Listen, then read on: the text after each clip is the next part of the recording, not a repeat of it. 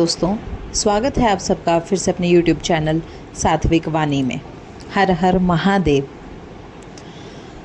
धार्मिक ज्ञान और हिंदी की कहानियाँ आपको इस चैनल पर मिलेंगी। दोस्तों, जब कोई भक्त शिव महापुराण का पाठ प्रारंभ करता है तो वह केवल एक ग्रंथ नहीं पढ़ता, बल्कि शिव की दिव्य ऊर्जा से स्वयं को जोड़ता है। शिव पुराण न केवल 18 प्रमुख पुराणों में से एक है, बल्कि कलयुग में मोक्ष का मार्ग भी है। अतः इसका पाठ प्रारंभ करने से पूर्व कुछ विशेष नियमों का पालन करना अत्यंत आवश्यक माना गया है। सबसे पहले जानना आवश्यक है कि शिव पुराण का पाठ दोनों संध्याओं में किया जा सकता है, अर्थात सुबह और संध्या के समय। इसके अलावा कोई भी भक्त चाहे तो पूरे एक माह तक भी इस पवित्र ग्रंथ का नियम पूर्वक पाठ कर सकता है। भगवान शिव की पूजा में 3 पहर की साधना का विशेष महत्व बताया गया है। व्रत भी इसी अनुसार 3 पहर के होते हैं। अतः प्रातःकाल 3 पहर से पूर्व इस कथा का पाठ कर लेना सर्वोत्तम माना गया है। शिव पुराण का पाठ प्रारंभ करने से पूर्व भगवान गणेश का स्मरण और पूजन अनिवार्य है, क्योंकि वे विघ्नों के नाशक हैं। शिव पुराण में भी यह स्पष्ट रूप से वर्णित है कि कथा में आने वाले विघ्नों से मुक्ति के लिए गणेश पूजन आवश्यक है। इसके पश्चात भगवान शिव, माता पार्वती, श्री गणेश, कार्तिकेय, नंदी आदि संपूर्ण शिव परिवार का ध्यान और पूजन करना चाहिए। यदि आपके पास शिव पुराण की पुस्तक है तो उसे भी भक्ति भाव से पूजन कर उसके बाद कथा का पठन या श्रवण करना चाहिए। शांत मन और श्रद्धा से शिव महापुराण की कथा को पढ़ना या सुनना चाहिए। यदि संभव हो तो प्रत्येक अध्याय के पश्चात शिवलिंग पर जल अर्पित करें। यदि ऐसा संभव ना हो सके तो हर सोमवार को शिवलिंग पर जल चढ़ाएं या रुद्रा अभिषेक करें। कथा समाप्त होने के पश्चात भी आप भगवान शिव को अपने सामर्थ्य अनुसार जल, दूध, शहद, घी आदि चीज़ें अर्पित कर सकते हैं। कथा सुनते या पढ़ते समय मन में किसी प्रकार का अहंकार, द्वेष या बुरे विचार नहीं आने चाहिए। शिव पुराण में यह भी स्पष्ट कहा गया है कि जो व्यक्ति कथा सुनते समय दूसरों की बुराई करता है, उसका पुण्य समाप्त हो जाता है। आपकी सामर्थ्य और श्रद्धा के अनुसार यदि आपके आसपास कोई गरीब, रोगी या ज़रूरतमंद हो तो उनकी सहायता अवश्य करें। संभव हो तो उन्हें भी शिव महापुराण की कथा का कोई अंश सुनाएं। कथा श्रवण के साथ दीपद भी अति पुण्य कार्य बताया गया है। आप चाहें तो नियमित रूप से या हर सोमवार दीपद करें। दीपक को आप मंदिर, घर के मुख्य द्वार या बेल वृक्ष के नीचे भी जला सकते हैं। शिव पुराण की महिमा और स्वरूप। शिव महापुराण 18 महापुराणों में से एक प्रमुख पुराण है। यह कलयुग के पापों से मुक्ति दिलाने वाला दिव्य शास्त्र है। भगवान शिव की कृपा प्राप्त करने हेतु इस पुराण का पाठ, श्रवण और मनन अत्यंत महत्वपूर्ण माना गया है। शिव पुराण में वर्णन है कि इस संपूर्ण सृष्टि का निर्माण भगवान शिव की इच्छा मात्र से हुआ। जो व्यक्ति श्रद्धा से भगवान शिव की भक्ति करता है, उसे संसार की समस्त वस्तुएं प्राप्त हो सकती हैं।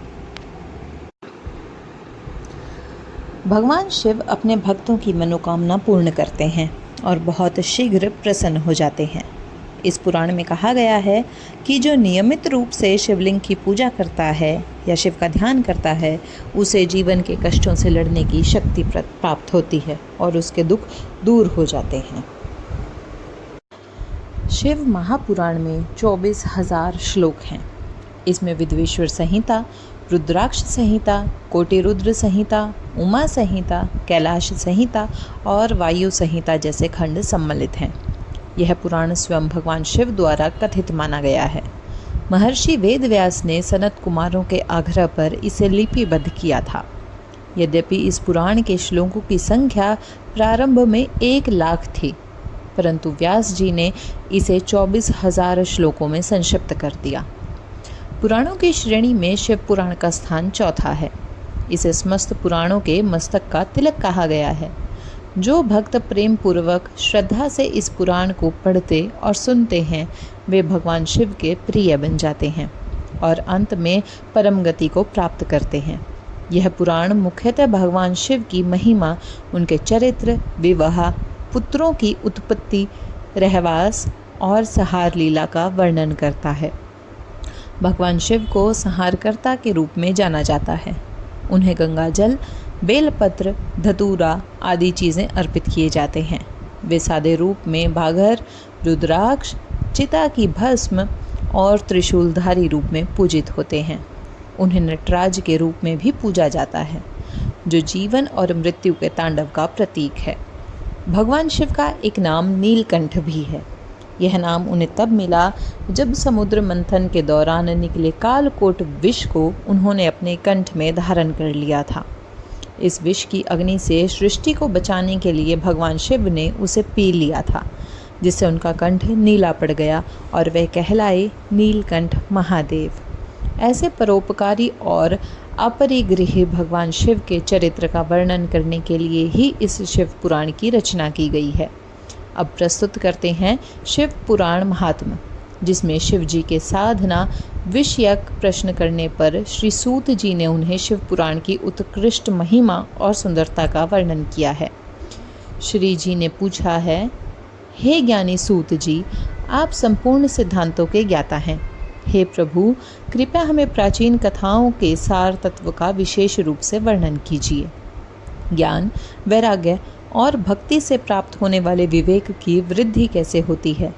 साधु पुरुष किस प्रकार अपने काम, क्रोध आदि मानसिक विकारों का निवारण करते हैं? इस कलयुग में प्राय सभी जीव दुष्ट स्वभाव के हो गए हैं। ऐसे जीव समुदाय को शुद्ध करने के लिए सर्वोत्तम उपाय क्या है? कृपया मुझे ऐसा कोई शाश्वत साधन बताइए जो कल्याणकारी वस्तुओं में भी सबसे उत्कृष्ट, परम मंगलमय और पवित्र करने वाले उपायों में भी सर्वोत्तम हो। वो साधन ऐसा हो जिसके अनुष्ठान मात्र से अंतःकरण की विशेष शुद्धि हो जाए और जिससे निर्मल मन वाला पुरुष सदा के लिए भगवान शिव की कृपा प्राप्त कर सके। तब श्री सूद जी बोले, हे मुनि श्रेष्ठ जी, आप धन्य हैं, क्योंकि आपके हृदय में पुराण कथा सुनने का विशेष प्रेम और तीव्र लालसा है। इसलिए मैं शुद्ध बुद्धि से विचार कर आपसे परम उत्तम शास्त्र का वर्णन करता हूँ। वत्स, वो शास्त्र संपूर्ण शास्त्रों के सिद्धांत से युक्त भक्ति आदि को बढ़ाने वाला और भगवान शिव को संतुष्ट करने वाला है। वो श्रवण के लिए अमृत तुल्य दिव्य रसायन है। तुम उसका श्रवण करो। वो है शिव पुराण, जिसका पूर्व काल में स्वयं भगवान शिव ने ही प्रवचन किया था। यह पुराण काल रूपी सर्प से उत्पन्न होने वाले महान भय और संकट का नाश करने वाला उत्तम साधन है। गुरुदेव वेदव्यास जी ने सनत कुमार मुनि को इस पुराण का उपदेश दिया और बड़े आधार पर इसे संक्षेप में प्रतिपादित किया। इस पुराण के प्रथम पाठ का उद्देश्य है कि कलयुग में उत्पन्न मनुष्यों के परम हित का साधन। यह पुराण परम उत्तम रूप में भगवान शिव की भक्ति को विकसित करता है। इसकी विशेष स्थिति में पहुंचकर मनुष्य शीघ्र ही शिव पद को प्राप्त कर लेता है। इसलिए मनुष्य को चाहिए कि वह संपूर्ण प्रयास पूर्वक इस पुराण को पढ़ने या श्रवण करने की इच्छा करे।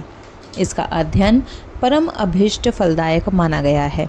इसी तरह प्रेम पूर्वक इसका श्रवण भी संपूर्ण मनवांछित फलों को देने वाला होता है। भगवान शिव के इस पवित्र पुराण को सुनने से मनुष्य सभी पापों से मुक्त हो जाता है और इस जीवन में उत्कृष्ट भोगों का अनुभव कर अंत में शिवलोक को प्राप्त कर लेता है। यह शिव पुराण नामक ग्रंथ 24,000 श्लोकों से युक्त है और इसकी 7 संहिताएं हैं। मनुष्य को चाहिए कि वह भक्ति, ज्ञान और वैराग्य से संपन्न होकर आदर पूर्वक इसका श्रवण करें। जो व्यक्ति प्रतिदिन नियम से शिव पुराण का पाठ करता है या श्रवण करता है, वह पुण्यात्मा होता है।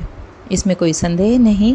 जो उत्तम बुद्धि वाला पुरुष अंतकाल में भक्ति सहित इस पुराण को श्रवण करता है, भगवान महेश्वर उससे अत्यंत प्रसन्न होकर अपना परम धाम प्रदान करते हैं।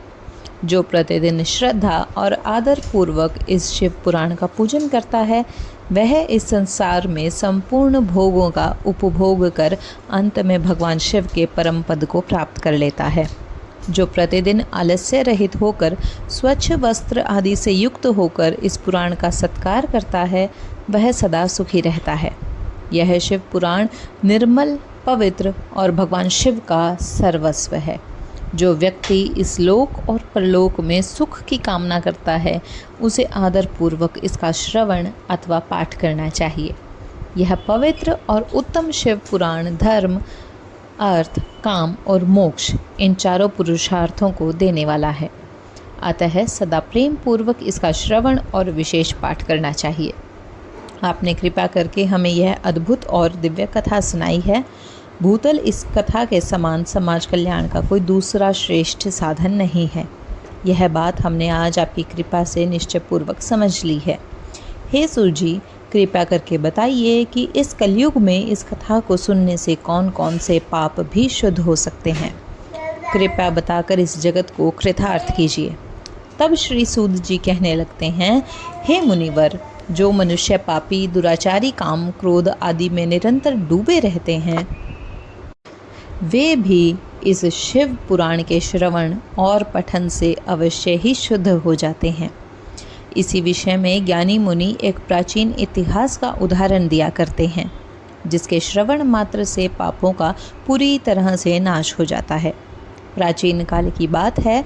कौशाम्बी नगर प्रयागराज के समीप में एक ब्राह्मण रहता था, जो ज्ञान में दुर्बल, अत्यंत दरिद्र, वैदिक धर्म से विमुख तथा संध्या वंदना आदि कर्मों से भ्रष्ट हो गया था।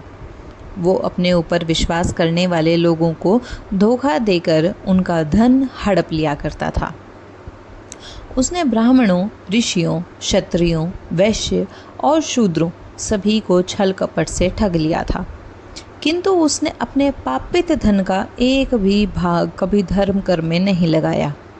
वो वैश्यगामी था, चरित्रहीन था और समस्त आचार व पाठ से भ्रष्ट हो चुका था। एक दिन वो घूमता घूमता द्वारका से प्रयागराज स्थित प्रतिष्ठानपुर जा पहुंचा।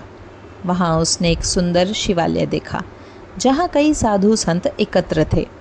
देवराज नामक वो ब्राह्मण वहीं ठहर गया, किंतु वहां पहुंचते ही उसे ज्वर यानी तेज बुखार हो गया। ज्वर से पीड़ित होकर वह अत्यंत दुखी हो गया। उसी शिवालय में एक ब्राह्मण शिव पुराण की कथा सुना रहे थे। ज्वर से पीड़ित देवराज वहीं लेटा रहा और निरंतर उस शिव कथा को सुनता रहा। इसी तरह 1 महीना बीत गया। देवराज ने शरीर त्याग दिया। तभी यमराज के दूत आए और उसे बांधकर यमपुरी ले जाने लगे। उसी समय शिवलोक से भगवान शिव के पार्षदगण वहां उपस्थित हुए। वे सब गौर वर्ण के, भस्म लिपित, रुद्राक्षधारी, त्रिशूलधारी और अत्यंत तेजस्वी थे। उन्होंने क्रोधपूर्वक यमदूतों को भगाया और देवराज को उनके चंगुल से मुक्त कर लिया। फिर वे उसे एक दिव्य विमान पर बैठाकर कैलाश पर्वत की ओर ले जाने लगे। यमपुरी में यह कोलाहल सुनकर यमराज स्वयं बाहर आए। उन शिवगणों को देखकर उन्होंने विधि पूर्वक उनका स्वागत किया और ज्ञान दृष्टि से संपूर्ण वृतांत जान लिया। धर्मराज ने किसी प्रकार का कोई प्रश्न नहीं किया, बल्कि श्रद्धा और नम्रता से उन शिवगणों की पूजा की। तत्पश्चात वे शिवगण देवराज को कैलाश पर्वत पर ले गए और वहां भगवान शिव के चरणों में सौंप दिया।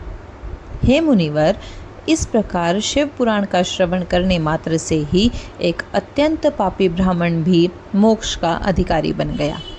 इस इतिहास को सुनकर मेरा मन आनंद में निमग्न हो गया है। कृपा करके अब ऐसी ही एक और शिव कथा कहिए, जो भगवान शिव में प्रेम को और अधिक बढ़ाए। तब श्री सूद जी बोले, हे मुनि श्रेष्ठ, अब मैं तुम्हारे समक्ष एक और गोपनीय कथा का वर्णन करूँगा, क्योंकि तुम शिव भक्तों में अग्रगण्य और वैदज्ञों में श्रेष्ठ हो। अतः ध्यानपूर्वक सुनो। समुद्र के निकट वसुकल्प नामक एक गांव था। वहां के निवासी वैदिक धर्म से विमुख, दुर्व्यवहारी, विषक और देवताओं तथा भाग्य पर विश्वास न करने वाले थे। वे सभी कुटिल वृत्ति वाले थे और हिंसक अस्त्र शस्त्र धारण करते थे। उन्हें धर्म का कोई ज्ञान या आदर नहीं था। वे पशु बुद्धि से युक्त थे। वहाँ के ब्राह्मण भी अधार्मिक, स्वधर्म से विमुख, छल कपट में लिप्त और पाप कर्म में लगे हुए थे। उनकी स्त्रियां भी स्वेच्छाचारी, पापासक्त और सदाचारहीन थी। उसी ग्राम में एक ब्राह्मण निवास करता था जो अत्यंत ध्यानयज्ञ किंतु दुराचारी और पापी था। उसकी स्त्री अत्यंत सुंदर थी और धर्मपरायण थी। उसका नाम था चंचुला। वो सदा उत्तम धर्म का पालन करती थी, किंतु उसका पति भ्रमणशील और व्यभिचारी था। वर्षों तक वह स्त्री धर्म के मार्ग पर अडिग रही, किंतु अंततः अपने पति के प्रभाव से वह भी दुराचरण में लिप्त हो गई। इस प्रकार दोनों पति पाप और दुराचार में डूबते गए और उनका जीवन इसी प्रकार से व्यर्थ होता चला गया। कुछ समय बाद किसी वेश्या का पति बना हुआ वो दुष्ट बुद्धि वाला ब्राह्मण बिंदु समय मृत्यु को प्राप्त होकर नरक में चला गया। वहाँ उसने बहुत दिनों तक नरक की यातनाएं भोगी और फिर भयंकर पिशाच योनि में जन्म लिया। इधर उसके दुराचारी पति बिंदु के मर जाने पर उसकी पत्नी चंचुला, जो चंचल स्वभाव की थी, बहुत समय तक अपने पुत्रों के साथ उसी घर में रह गई। एक दिन की बात है, देवियों द्वारा किसी पुण्य पर्व के आगमन पर वो स्त्री भाई बंधुओं के साथ गोकर्ण क्षेत्र की तीर्थ यात्रा पर गई। तीर्थ यात्रियों के साथ उसने भी तीर्थ के पवित्र जल में स्नान किया। स्नान के पश्चात वह मेले की भावना से अपने बंधुजनों के साथ यहाँ वहाँ घूमने लगी। घूमते घूमते वह एक दिव्य देव मंदिर में जा पहुँची। वहाँ एक ब्राह्मण भगवान शिव की परम पवित्र मंगल कारिणी और उत्तम पौराणिक कथा का वाचन कर रहे थे। वो स्त्री वहाँ बैठ गई और कथा सुनने लगी। ब्राह्मण उस समय कह रहे थे कि जो स्त्रियां पर पुरुषों से संबंध रखती हैं उन्हें यमलोक में यमदूत लोहे के तपे हुए शूलों से दगते हैं। यह सुनते ही वह स्त्री भीतर तक कांप गई।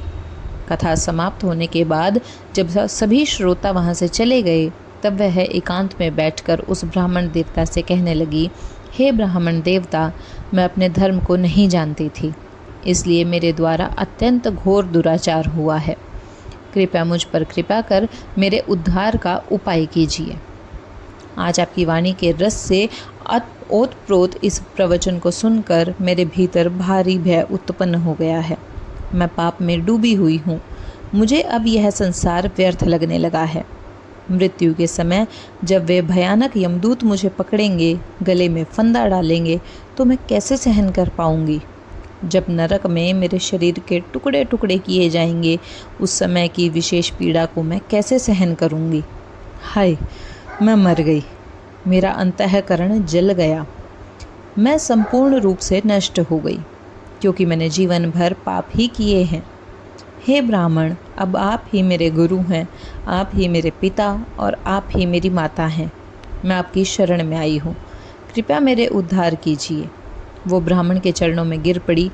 तब उन कृपालु ब्राह्मण ने उसे प्रेम पूर्वक उठाया और कहा, हे सौभाग्यवती, यह तुम्हारा सौभाग्य है कि भगवान शंकर की कृपा के समय रहते शिव पुराण की कथा तुम्हारे कानों में पड़ी। अब तुम भय मत करो। जो भी भगवान शिव की शरण में आता है उसके सारे पाप तुरंत नष्ट हो जाते हैं। अब मैं तुम्हें भगवान शिव की वह कथा सुनाऊंगा जो कीर्ति और मोक्ष की प्राप्ति कराने वाली है। इसके श्रवण से तुम्हें सुखद गति प्राप्त होगी। शिव पुराण की यह कथा सुनकर तुम्हारा हृदय शुद्ध हो गया है। तुम्हारे भीतर विषयों के प्रति वैराग्य उत्पन्न हो गया है। पश्चाताप ही पापी प्राणी के लिए सबसे बड़ा प्रायश्चित होता है। सज्जनों ने समस्त पापों के नाश के लिए प्रायश्चित का ही उपदेश दिया है। जो व्यक्ति हृदय से पश्चाताप करता है वह उत्तम गति का भागी बनता है, परंतु जो केवल औपचारिक रूप से प्रायश्चित करता है परंतु भीतर से पश्चाताप नहीं करता, वह श्रेष्ठ गति को प्राप्त नहीं करता। हे साध्वी, इस शिव पुराण की कथा का प्रभाव ऐसा है कि जैसे धूल से ढका दर्पण। हे साध्वी, इस शिव पुराण की कथा का प्रभाव ऐसा है जैसे धूल से ढका दर्पण जब स्वच्छ कर दिया जाता है, वैसे ही चित्त भी निर्मल हो जाता है। जब मनुष्य का चित्त शुद्ध होता है तब उसमें जगदम्बा पार्वती सहित भगवान शिव निवास करते हैं। ऐसा व्यक्ति अतः भगवान सदाशिव के दिव्य पद को प्राप्त करता है। इसलिए इस उत्तम कथा का श्रवण समस्त मनुष्य के लिए परम कल्याणकारी है। जो श्रद्धा और भक्ति से इसका श्रवण, मनन और सेवा भाव करता है, वही इस जीवन का सार पाता है। भगवान शिव की कथा को सुनकर उसे अपने हृदय में मनन और निष्ठा से आत्मसात करना चाहिए। इससे मन पूर्णतः शुद्ध हो जाता है। जब मन शुद्ध होता है, तब महेश्वर की भक्ति, ज्ञान और वैराग्य के साथ निश्चय ही प्रकट होती है। तत्पश्चात महेश्वर की कृपा से दिव्य मुक्ति प्राप्त होती है। इसमें कोई संदेह नहीं। जो व्यक्ति मुक्ति से वंचित है, उसे पशु की श्रेणी में समझना चाहिए, क्योंकि उसका मन माया के बंधन में आसक्त होता है। वह संसार के बंधन से कभी मुक्त नहीं हो पाता। हे ब्राह्मण पत्नी, इसलिए तुम विषयों से अपने मन को हटा लो और भक्ति भाव से भगवान शंकर की परम पावन कथा को सुनो। परमात्मा शंकर की यह कथा तुम्हारे मन को शुद्ध करेगी और तुम्हें मोक्ष की प्राप्ति हो जाएगी। उस स्त्री की एक ही जन्म में मुक्ति हो जाती है, यह मैं तुमसे सत्य कहता हूँ। यह सुनकर वो स्त्री चंचला भगवान शिव के ध्यान में मगन हो गई। तत्पश्चात बिंदु की पत्नी चंचला, जो चंचल मन वाली थी, ब्राह्मण का यह दिव्य उपदेश सुनकर आनंद के आंसू बहाने लगी। वो श्रेष्ठ ब्राह्मण के चरणों में गिर पड़ी और हाथ जोड़कर बोली, ब्राह्मण देव, मैं कृतार्थ हो गई। आप महान शिव भक्त हैं। आप धन्य हैं, परमादर्शार्थी हैं, सदा परोपकार में लगे रहते हैं, इसलिए आप श्रेष्ठ साधु पुरुषों में प्रशंसा के योग्य हैं। हे साधु, मैं तो नरक के समुद्र में गिर रही थी, कृपया मेरा उद्धार कीजिए। पौराणिक तत्व ज्ञान से परिपूर्ण सुंदर शिव पुराण की कथा को सुनकर उसके मन में संपूर्ण विश्व वासनाओं का परित्याग हो गया। इस समय उसके हृदय में गहरी श्रद्धा उत्पन्न हो गई। वह ब्राह्मण देव की सेवा में तत्पर रहने लगी। तदंतर उस ब्राह्मण ने उसे शिव पुराण की उत्तम कथा सुनाई, जो भक्ति, ज्ञान और वैराग्य को उत्पन्न करने वाली तथा मुक्ति प्रदान करने वाली थी। इस कथा को सुनकर वो ब्राह्मण पत्नी अत्यंत कृतार्थ हो गई। उसका मन शीघ्र ही शुद्ध हो गया और फिर भगवान शिव की कृपा से उसके हृदय में शिव के सगुण रूप का चिंतन होने लगा। अब उसमें उत्तम बुद्धि उत्पन्न हो गई और वह भगवान शिव के सच्चिदानंद स्वरूप का बारंबार चिंतन करने लगी। तत्पश्चात समय पूर्ण होने पर भक्ति, ज्ञान और वैराग्य से युक्त होकर उसने बिना किसी कष्ट के अपने शरीर का त्याग कर दिया। त्रिपुर शत्रु भगवान शिव का विमान जिस गति से वहां पहुंचा, तो उनके पार्षदों द्वारा सुशोभित और विविध दिव्य शोभा साधनों से युक्त था। चंचला उस विमान पर आरूढ़ हो गई और भगवान शिव के श्रेष्ठ पार्षदों ने उसे शिवपुरी पहुंचा दिया। अब उसके सारे पाप धुल चुके थे। वो दिव्य रूप धारण कर चुकी थी और दिव्यांगना बन गई थी। उसकी शोभा अत्यंत विलक्षण हो गई थी। उसके मस्तक पर अर्धचंद्र का मुकुट शोभा पा रहा था। गौरवर्ण दिव्य आभूषणों से विभूषित वो देवी शिवपुरी में पहुंची। वहां उसने सनातन देवता त्रिनेत्रधारी महादेव को देखा। सभी प्रमुख गण गणेश, नंदीश्वर, वीरभद्र वहां सेवा में उपस्थित थे। उनके कंठ में नील चिन्ह यानी नीलकंठ शोभित हो रहा था। उनके 5 मुख थे। प्रत्येक मुख में 3-3 नेत्र थे। मस्तक पर अर्धचंद्र रूपी मुकुट था और उनके वाम भाग में देवी गौरी विराजमान थी, विद्युत के समान प्रकाशमान। भगवान शिव का स्वरूप कपूर के समान गौर था। उनका संपूर्ण शरीर श्वेत भस्म से आच्छादित था। श्वेत वस्त्रों से विभूषित परम तेजस्वी प्रतीत हो रहे थे। उस ब्राह्मण पत्नी ने इस परम उज्जवल रूप का दर्शन किया और अत्यंत प्रसन्न हो गई। वो प्रीति से भरकर उतावले भाव से भगवान को बारंबार नमन करने लगी। फिर हाथ जोड़कर प्रेम, आनंद और संतोष से युक्त होकर विनीत भाव से खड़ी हो गई। उसके शरीर में रोमांच हो उठे। तभी भगवती पार्वती और भगवान शंकर ने उसे करुणा से अपने पास बुलाया और सुंदर दृष्टि से उसकी ओर देखा। पार्वती जी ने उस दिव्य रूप धारिणी बिंदु प्रिया चंचला को प्रेम पूर्वक उसी क्षण अपनी सखी बना लिया। अब वो परमानंदमयी ज्योति स्वरूप शिव धाम में अविचल भाव से निवास करने लगी और अक्षय सुख का अनुभव करने लगी। एक दिन परमानंद में निमग्न चंचला देवी उमा के पास गई। वह दोनों हाथ जोड़कर उनके चरणों में प्रणाम कर स्तुति करने लगी। हे गिरिराज नंदिनी, हे सकंत माता, हे उमेश्वरी, आप ही समस्त मनुष्यों की माता हैं। आप ही सूक्ष्म सच्चिदानंद स्वरूपिणी आज्ञा प्रकृति हैं। आप ही संसार की सृष्टि पालन और संहार करने वाली हैं। तीनों गुणों का आश्रय ब्रह्मा, विष्णु और महेश्वर, जिनका निवास स्थान और श्रेष्ठ प्रतिष्ठा पराशक्ति ही है। सूति जी कहते हैं कि हे शंख जी, जिसे सद्गति प्राप्त हो चुकी थी, उस ब्राह्मण पत्नी चंचुला ने महेश्वर पत्नी भगवती उमा की स्तुति कर अपना मस्तक झुका लिया और मौन हो गई। उसके नेत्रों से प्रेमाश्रु बहने लगे। तब करुणा से भर उठी शिव पत्नी भक्ति स्वरूपा देवी पार्वती और उन्होंने चंचुला को संबोधित कर प्रेम पूर्वक कहा, सखी चंचुला सुंदरी, मैं तुम्हारी स्तुति से अत्यंत प्रसन्न हूँ। बोलो, तुम क्या चाहती हो? चंचुला बोली, निष्पाप गिरिराज कुमारी, मेरे पति बिंदु की स्थिति क्या है? उनकी गति क्या हुई? यह मैं जानना चाहती हूँ। हे कल्याणी, मेरी एक ही प्रार्थना है कि जिस प्रकार मैं उनके साथ सुखपूर्वक जीवन बिताऊं, वैसा ही कोई उपाय कीजिए। हे महेश्वरी, हे महादेवी, मेरे पति एक शुद्ध जाति के ब्राह्मण होते हुए भी एक वेश्या के प्रति आसक्त थे। वे पापों में डूबे हुए थे और इनकी मृत्यु मुझसे पहले ही हो गई थी। अब वे किस गति को प्राप्त हुए मुझे ज्ञात नहीं। तब देवी पार्वती बोली, बेटी, तुम्हारा पति बिंदु नामक ब्राह्मण अत्यंत पापी था। उसका अंतःकरण दूषित और दुष्ट था। वैश्यागमन करने वाला वो व्यक्ति पाप कर्मों के कारण मृत्यु के पश्चात नरक में गिरा। वहाँ गणातीत वर्षों तक उसने विविध दुखों को भोगा। अब शेष पाप भोगने के लिए वो विंध्याचल पर्वत पर पिशाच बना हुआ है। वहाँ वो विविध क्लेशों और यंत्रणाओं को सह रहा है। वो व्यर्थ ही वहाँ भटक रहा है और सदा सुख से संपन्न है। सूति जी बोले, देवी पार्वती की यह करुणा से युक्त वाणी सुनकर उत्तम स्त्री का पालन करने वाली ब्राह्मणी चंचुला पति के दुख से अत्यंत व्यथित हो गई। फिर उसने अपने मन को स्थिर किया और महेश्वरी को प्रणाम कर पुनः पूछा, हे महेश्वरी, हे भगवती, मुझ पर कृपा कीजिए, मेरे उस पापात्मा पति का उद्धार कीजिए। हे देवी, कृपया बताइए कि किस उपाय से वह दुष्ट व्यक्ति उत्तम गति प्राप्त कर सकता है। देवी पार्वती बोली, सखी, यदि तुम्हारा पति शिव पुराण की पूर्णतः उत्तम कथा को श्रवण करे तो वह समस्त दुष्ट गति को पार करके उत्तम गति का अधिकारी बन सकता है।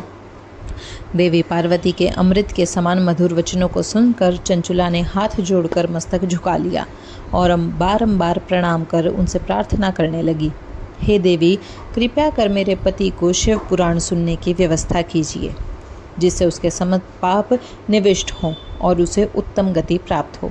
ब्राह्मणी की बारंबार प्रार्थना से शिवप्रिया गौरा देवी को करुणा आई। फिर उन्होंने गंधर्व श्रेष्ठ तुम को बुलाकर प्रेम पूर्वक कहा, तुम्हें भगवान शिव में अपार श्रद्धा है। तुम मेरे अंतःकरण की गति को जानते हो और मेरे कार्यों को सफल बनाने में समर्थ हो। इसलिए मैं तुमसे एक कार्य कहना चाहती हूँ। मेरी इस सखी के साथ शीघ्र विंध्य पर्वत पर जाओ, जहाँ एक महाभयंकर पिशाच कष्ट में पड़ा है। उसका वृतांत आरंभ से सुनो, मैं सब बताती हूँ। पूर्व काल में वो पिशाच बिंदु नामक ब्राह्मण था और मेरी इस सखी चंचुला का पति था, किंतु वो वैश्यागामी बन गया। उसने स्नान, संध्या, आचरण तब सब कुछ धर्म छोड़ दिए। उसके क्रोध के कारण उसकी बुद्धि भ्रष्ट हो गई थी। उसे कर्तव्य का विवेक नहीं रह गया था। वो सद्गुणों से विमुख और सज्जनों से द्वेष रखने वाला था। वो दुष्टों की संगति करता, असत्य बोलता और अपवित्र वस्तुओं का सेवन करता था।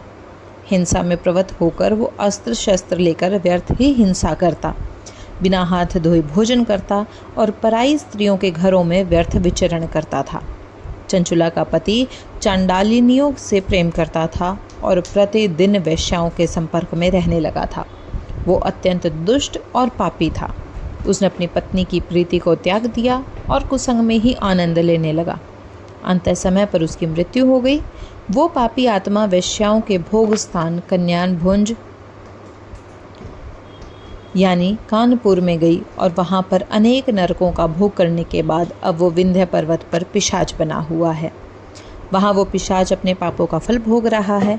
हे चंचुला, अब तुम उसके उद्धार के लिए शिव पुराण की दिव्य कथा का प्रवचन कराओ। यह कथा समस्त पापों का नाश करने वाली है। शिव पुराण की कथा का श्रवण सबसे उत्तम पुण्यदायक कर्म है। इससे उसका हृदय शीघ्र ही समस्त पाप से शुद्ध हो जाएगा और वह प्रेत योनि का परित्याग कर देगा। जब वह दुर्गति से मुक्त हो जाए तब बिंदु नामक उस पिशाच को मेरी आज्ञा से विमान पर बिठाकर भगवान शिव के समीप ले आना।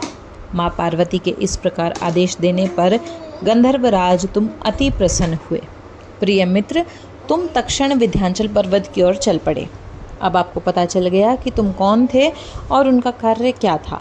जहाँ वो पिशाच रहता था वहाँ पर जाकर उन्होंने उसे देखा। उसका शरीर विशाल और मुख अत्यंत विकराल था। उसकी दृष्टि भयावह थी और वह कभी हंसता, कभी रोता, कभी उछलता कूदता था। भगवान शिव की उत्तम कीर्ति का गान करने वाले महाबली, तुमने उस अत्यंत पिशाच को पकड़ लिया। वहाँ महोत्सव युक्त स्थान की रचना की गई, मंडप बनवाया गया। थोड़ी ही देर में यह बात संपूर्ण क्षेत्र में फैल गई कि देवी पार्वती की आज्ञा से एक पिशाच के उद्धार के लिए शिव पुराण की कथा सुनाई जा रही थी। फिर तो वह कथा सुनने के लिए अनेकों देवर्षि शीघ्र ही वहां आ पहुँचे। सभी ने आदरपूर्वक कथा श्रवण के लिए समाज बनाया। पर्वत पर एक अद्भुत और कल्याणकारी सभा का आयोजन हुआ। तब उस पिशाच को बांधकर आसन पर बिठाया और हाथ में वीणा लेकर गौरवती भगवान शिव की कथा का गान प्रारंभ किया। यहाँ विशेष ध्यान देने की बात यह है कि शिव पुराण की कौन कौन सी संहिताओं का वर्णन वहाँ हुआ। पहले विद्वेश्वर संहिता से लेकर 7वीं व्यास संहिता तक सभी का महत्व सही वर्णित किया गया। सातों संहिताओं सहित शिव पुराण का आधार पूर्वक श्रवण कर सभी श्रोतागण पूर्णतः कृतार्थ हो गए। उस कथा को सुनकर उस पिशाच ने भी अपने समस्त पापों का प्रायश्चित कर लिया और अपने पिशाच शरीर का त्याग कर दिया। फिर शीघ्र ही वो दिव्य देह धारण कर श्वेत वस्त्र धारण किए, पुरुषोचित आभूषणों से विभूषित हुआ और त्रिनेत्रधारी चंद्रशेखर स्वरूप को प्राप्त हो गया। इस प्रकार दिव्य रूप धारण करके श्रीमान बिंदु अपनी प्राण वल्लभा चंचुला के साथ स्वयं ही पार्वती वल्लभ भगवान शिव का गुणगान करने लगे। उसकी स्त्री को भी दिव्य रूप से सुशोभित देखकर सभी देवर्षि अत्यंत विस्मित हो उठे। उनका चित्त परमानंद से परिपूर्ण हो गया। भगवान महेश्वर का यह अद्भुत चरित्र सुनकर वे सभी श्रोतागण परम कृतार्थ होकर प्रेम पूर्वक भगवान शिव का यशगान करते हुए अपने अपने धाम को लौट गए। बिंदु सुंदर विमान में अपनी प्रियतमा चंचुला के साथ सुखपूर्वक आकाश में स्थित हो गया और बड़ी शोभा प्राप्त करने लगा। तत्पश्चात महेश्वर के सुंदर और मनोहर गुणों का ज्ञान करता हुआ वह अपनी पत्नी तथा तुम के साथ शीघ्र ही शिवधाम जा पहुंचा। वहाँ भगवान महेश्वर और माता पार्वती ने प्रसन्नतापूर्वक बिंदु का भव्य स्वागत किया और उसे अपना पार्षद बना लिया। उसकी पत्नी चंचला देवी पार्वती जी की सखी बन गई थी। वे दोनों गहन ज्ञान स्वरूप परमानंद में महेश के सनातन धाम में अविचल रूप से निवास करने लगे और परम सुख को प्राप्त हुए। श्री जी कहते हैं, हे सूत जी, आपको मेरा नमस्कार है। आप धन्य हैं क्योंकि आप शिव भक्तों में श्रेष्ठ हैं। आपके द्वारा बताया गया चरित्र अत्यंत महान और वर्णन करने योग्य है।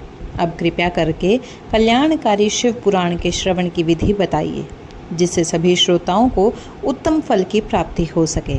तब सूद जी बोले, हे मुनि श्रेष्ठ हो आप, सबकी कृपा के लिए मैं भगवान शिव पुराण के श्रवण की विधि बताता हूँ। ध्यानपूर्वक सुनिए। सबसे पहले किसी योग्य ज्योतिषी को बुलाकर शुभ मुहूर्त का निर्धारण करें और विधि पूर्वक दान आदि से उन्हें संतुष्ट करें। फिर अपने सहयोगियों के साथ मिलकर संकल्प लें कि कथा को पूर्ण श्रद्धा और नियम से संपन्न किया जाएगा। तत्पश्चात देश गांव-गांव में यह संदेश भेजें कि हमारे यहाँ शिव पुराण की कथा होने जा रही है। जो भी लोग कल्याण की इच्छा रखते हों वे अवश्य पधारें। भगवान हरि या शंकर की कथा से दूर हो गए हैं वो ज़रूर आएं। जो स्त्री शूद्र आदि वर्ग शिव कथा से वंचित हैं उन तक भी यह सूचना पहुँचे। ऐसा उचित प्रबंध करना चाहिए। देश देशांतर में जो भी भगवान शिव के भक्त हों, जो भी इस कथा के श्रवण के लिए उत्सुक हों, उन्हें सम्मान पूर्वक बुलाना चाहिए। आए हुए श्रद्धालुओं का आदरपूर्वक सत्कार करना चाहिए। कथा हेतु स्थान शिव मंदिर, तीर्थ क्षेत्र, वन प्रांत या स्वगृह में होना चाहिए। उसे सुंदर पुष्पों, पत्तों, वस्त्रों, ध्वज, तातकाओं और दीपमालाओं से सजाएं। शिव की भक्ति से युक्त वातावरण निर्माण करें, क्योंकि वही परम आनंद प्रदान करने वाला है। भगवान शिव के लिए दिव्य आसन की व्यवस्था करें तथा कथावाचक के लिए भी एक सुविधाजनक आसन बनाएं। श्रद्धा से कथा सुनने वालों के लिए यथा योग्य बैठने की व्यवस्था करें और अन्य सामान्य लोगों के लिए साधारण स्थान रखें। वक्ता की वाणी से जो शिव पुराण का ज्ञान प्रकट होता है, वो कामधेनु के समान समस्त इच्छाओं को पूर्ण करने वाला होता है। अतः वक्ता के प्रति सद्भाव रखें, ईर्ष्या या उपेक्षा नहीं। इस संसार में अनेक गुरु होते हैं, जन्मदाता, कर्मदाता, शिक्षा देने वाले, परंतु पुराण वक्ता विद्वान को ही परम गुरु माना गया है। वो पुराण वक्ता पवित्र, दक्ष, शांतचित्त, ईर्ष्या रहित, साधु भाव का दयालु और प्रवचन में कुशल होना चाहिए। ऐसा विद्वान शिव पुराण की कथा का वाचन करें। प्रत्येक दिन कथा सूर्योदय के समय प्रारंभ होनी चाहिए और मध्याह्न तक लगभग 3:30 बजे तक कथा हो। 2 घड़ी का विश्राम अवश्य रखें ताकि श्रोता अन्य कार्य कर सकें। कथा के प्रारंभ से 1 दिन पूर्व व्रत का संकल्प कर लें। वक्ता को चाहिए कि वह स्वयं भी प्रातःकाल नित्य कर्म संक्षेप में करें तथा कथा के लिए बैठ जाएं। वक्ता की सहायता के लिए एक सहायक विद्वान अवश्य नियुक्त हो, जो सभी प्रकार की जिज्ञासाओं का समाधान कर सके।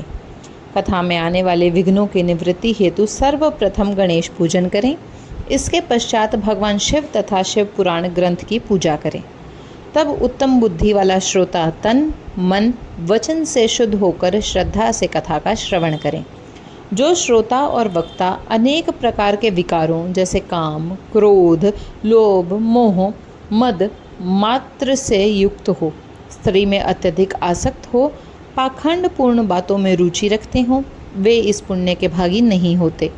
जो लोग सांसारिक चिंता, धन, ग्रह, पुत्र आदि के मोह माया में विमुक्त होकर एकाग्रता से शिव पुराण की कथा सुनते हैं, वही वास्तव में पुण्य के अधिकारी बनते हैं। उन शुद्ध बुद्धि पुरुषों को उत्तम फल की प्राप्ति होती है। यहाँ पर श्री सूद जी महाराज अत्यंत आवश्यक नियम बता रहे हैं, जो श्रोताओं के लिए अत्यंत आवश्यक होते हैं। जो व्यक्ति लौकिक चिंता, धन, गृह, पुत्र आदि की चिंता को छोड़कर केवल कथा में मन लगाते हैं, वे शुद्ध बुद्धि, भक्त, उत्तम फल के पात्र बनते हैं। जो श्रोता श्रद्धा और भक्ति से युक्त होते हैं, कर्मों में मन नहीं लगाते, अर्थात कथा सुनते समय जिनका ध्यान केवल कथा में ही रहता है, और जो भक्ति, मौन, पवित्रता और उद्वेग शून्यता से युक्त रहते हैं, वही पुण्य के भागीदार होते हैं। कहा गया है कि जब भी आप किसी भी भगवान की कथा सुने तो आपको अपनी आंखें बंद करके मन की आंखों से सारे दृश्य को देखना चाहिए। सूद जी कहने लगे, अब आप शिव पुराण श्रवण का व्रत लेने वाले पुरुषों के लिए बताए गए नियमों को भक्तिपूर्वक सुने। नियम पूर्वक इस श्रेष्ठ कथा को सुनने से बिना किसी विघ्न बाधा के उत्तम फल की प्राप्ति होती है।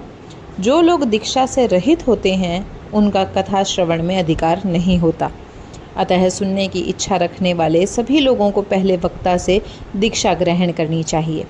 जो लोग नियम से कथा सुनते हैं, उन्हें ब्रह्मचर्य का पालन करना चाहिए, धरती पर सोना चाहिए, पत्तलों में भोजन करना चाहिए और प्रतिदिन 1 बार तथा कथा समाप्त होने पर ही भोजन करना चाहिए। जिसमें सामर्थ्य हो वह व्यक्ति शिव पुराण की समाप्ति तक उपवास कर शुद्धता और भक्ति भाव से यह कथा श्रवण करें। इस कथा का व्रत लेने वाले पुरुष को प्रतिदिन 1 बार ही शुद्ध सात्विक भोजन करना चाहिए। जिस प्रकार से कथा श्रवण का नियम सुखपूर्वक निभाया जा सके, वैसा ही पालन करना चाहिए। गरिष्ठ भोजन, बासी अन्न, जलयुक्त अन्य भोजन, तामसिक और वासनात्मक पदार्थों का त्याग करना चाहिए।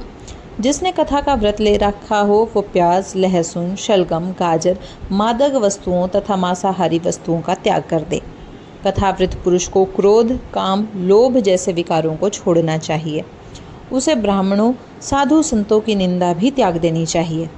ऐसा भक्त प्रतिदिन सत्य, शौच, पवित्रता, दया, मौन, सरलता, विनय और हार्दिक उदारता जैसे सद्गुणों का पालन करे। श्रोता चाहे निष्काम हो या सकाम, यदि वह नियम पूर्वक कथा का श्रवण करता है तो सकाम पुरुष अपनी इच्छित मनोकामना की प्राप्ति करता है और निष्काम पुरुष मोक्ष को प्राप्त करता है। अर्थात मनुष्य का कर्तव्य केवल कर्म करना है, फल की चिंता नहीं करनी चाहिए। कर्म ऐसे हों जो सभी प्राणियों के हित में हो। ऐसा न हो कि आपके कर्मों से दूसरों को हानि हो। यदि ऐसा होता है तो उन पाप कर्मों का दंड आपको ही भोगना होगा। दरिद्र, रोगी, पापी, दुर्भाग्यशाली, संतानहीन भक्तों को भी इस उत्तम शिव पुराण कथा को अवश्य सुनना चाहिए। जिनका गर्भ बार बार गिर जाता है उन्हें भी यह कथा सुननी चाहिए। यह कथा सबके लिए कल्याणकारी है। महर्षि कहते हैं, इस प्रकार पुराण की कथा के पाठ और श्रवण संबंधी महायज्ञस्व की समाप्ति होने पर श्रोताओं को भक्ति और श्रद्धा से भगवान शिव की पूजा करनी चाहिए और साथ ही पुराण ग्रंथ की भी विधि पूर्वक पूजा करनी चाहिए। तत्पश्चात विधि पूर्वक कथा वाचन का भी पूजन आवश्यक है। ग्रंथ को ढकने के लिए नवीन और सुंदर वस्त्र का उपयोग करें और उसे बांधने के लिए दृढ़ और दिव्य डोरी का उपयोग करें। फिर विधि पूर्वक उसकी पूजा करें। हे मुनि श्रेष्ठ, इस प्रकार इस महान उत्सव के अंत में ग्रंथ और वक्ता की पूजा विधि पूर्वक करने के पश्चात वक्ता की सहायता के लिए नियुक्त पंडित जी का भी सत्कार करें। यथाशक्ति उन्हें धन, वस्त्र आदि से सम्मानित करें। वहाँ आए हुए ब्राह्मणों को भी यथा योग्य दान दक्षिणा प्रदान करें। इस प्रकार एक महान उत्सव की रचना करनी चाहिए। यदि श्रोता विरक्त हो तो कथा की समाप्ति के दिन उसे विशेष रूप से श्रीमद् भगवत गीता का पाठ करना चाहिए, जिसे भगवान शिव ने श्री रामचंद्र जी के प्रति कहा था। यदि श्रोता गृहस्थ हो तो वह बुद्धिमान पुरुष कथा श्रवण के पुण्य को शांत और पूर्ण करने के लिए शुद्ध भाव से होम करे। रुद्र संहिता के प्रत्येक श्लोक के द्वारा करना उचित होता है, अन्यथा गायत्री मंत्र से भी होम करना चाहिए, क्योंकि वास्तव में यह पुराण स्वयं गायत्री में ही है। इन सब के अतिरिक्त शिव पंचाक्षर मूल मंत्र से भी हवन करना उचित माना गया है। यदि होम करने की शक्ति ना हो तो विद्वान पुरुष यथाशक्ति हवन के योग्य अन्न ब्राह्मण को दान करें। घर में किसी भी दोष की शांति के लिए भक्ति भाव से शिव सहस्त्र नाम का पाठ अथवा उसका श्रवण करना चाहिए। इससे सब कुछ सफल हो जाता है, इसमें कोई संशय नहीं है, क्योंकि तीनों लोकों में इससे बढ़कर कोई पुण्यदायी वस्तु नहीं है। श्रवण व्रत की पूर्णता के लिए 11 ब्राह्मणों को मधुमिष्ट खीर का भोजन करना चाहिए और उन्हें दक्षिणा देनी चाहिए। हे मुनि, यदि शक्ति हो तो 3 तोले सोने का एक सुंदर सिंहासन बनवाकर उस पर उत्तम अक्षरों में लिखी गई अथवा लिखवाई गई एक विधि पूर्वक स्थापित करनी चाहिए। तत्पश्चात पुरुष को उसका आह्वान आदि विविध उपचारों से पूजन करके दक्षिणा अर्पण करनी चाहिए। फिर जितेंद्रिय आचार्य का वस्त्र, आभूषण, घड़ी आदि से पूजन करके दक्षिणा सहित वो पोथी उन्हें समर्पित कर देनी चाहिए। उत्तम बुद्धि वाला श्रोता इस प्रकार भगवान शिव की संतुष्टि के लिए पुस्तक का दान करें। इस पुराण के दान के प्रभाव से भगवान शिव का अनुग्रह प्राप्त होता है और पुरुष भव बंधन से मुक्त हो जाता है। इस प्रकार विधि पूर्वक विधान का पालन करने पर श्री संपन्न शिव पुराण संपूर्ण फल प्रदान करता है। वह भोग और मोक्ष दोनों का दाता है और सभी अभीष्ट वस्तुओं का देने वाला है। मैंने तुम्हें यह महान ज्ञान युक्त कथा सुनाई, अब और क्या सुनना चाहते हो? महाशिव पुराण को समस्त पुराणों के माथे का तिलक कहा गया है। यह भगवान शिव को अत्यंत प्रिय, रमणीय तथा भावुक अशुभ भावनाओं के रोग का निवारण करने वाला है। जो भक्त भगवान शिव का ध्यान करते हैं, जिनकी वाणी उनके गुणों की स्तुति करती है, जिनके कान उनकी कथा का श्रवण करते हैं, इस संसार में ऐसे लोगों का जन्म सफल माना जाता है। वे निश्चय ही इस संसार सागर से पार हो जाते हैं। वे समस्त गण जो सच्चिदानंद महेश्वर के स्वभाव को स्पर्श भी नहीं कर सकते, जो अपनी महिमा से जगत के भीतर और बाहर भाषित होते हैं, जो माँ के भीतर और बाहर वाणी में और मनोवृत्ति के रूप में प्रकाशित होते हैं। मैं उन अनंत आनंद घन ज्ञान स्वरूप परम ब्रह्म शिव की शरण लेता हूँ। आज का अध्याय यहीं समाप्त होता है। यदि आपको यह कथा पसंद आई हो तो कृपया वीडियो को लाइक करें, और अगर आपने हमारे चैनल को अभी तक सब्सक्राइब नहीं किया तो सब्सक्राइब करके बेल आइकन को ज़रूर दबाएं, ताकि अगली दिव्य कथाएं आप तक पहुंच सकें। कमेंट में ओम नमः शिवाय, हर हर महादेव लिखना ना भूलें।